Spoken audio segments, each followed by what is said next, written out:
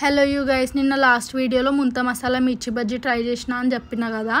అయితే అది ఇంటికి వచ్చిన తర్వాత ఒకసారి ట్రై చేయాలనిపించింది. సో అక్కడ ఫస్ట్ పల్లి ఇంకా నువ్వులు డ్రై రోస్ట్ చేసుకొని అందులో సాల్ట్ వేసుకొని పౌడర్ చేసుకోవాలి. పౌడర్ చేసుకున్న తర్వాత అందులో నానబెట్టుకున్న చింతపండు రసం వేసుకొని కలిపి పేస్ట్ చేయాలి. అది పేస్ట్ చేసుకున్న దాన్ని మళ్ళీ మిర్చిలో సీడ్స్ అన్నీ తీసేసి అందులో స్టఫింగ్ చేసుకోవాలి. ఆ పేస్ట్ అంతా నాకు కుక్ చేయడం పెద్దగా రాదు. ఇట్లాంటివి ఏవైనా చిన్న చిన్నవి ట్రై చేయాలనిపిస్తే ట్రై చేస్తా అంతే.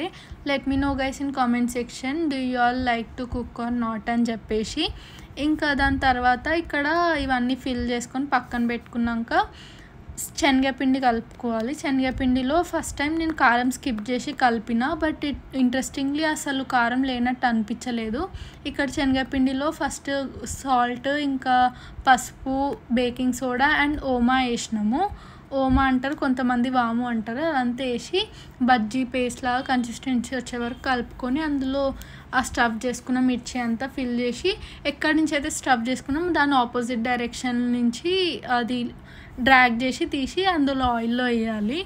అదే ఆయిల్లో పల్లి ఫ్రై చేసుకొని ఆనియన్, కొత్తిమీర అండ్ లెమన్ జ్యూస్ వేసుకున్న తర్వాత అదంతా బజ్జీలో పెట్టుకుంటే ఇట్స్ రెడీ టు సర్వ్.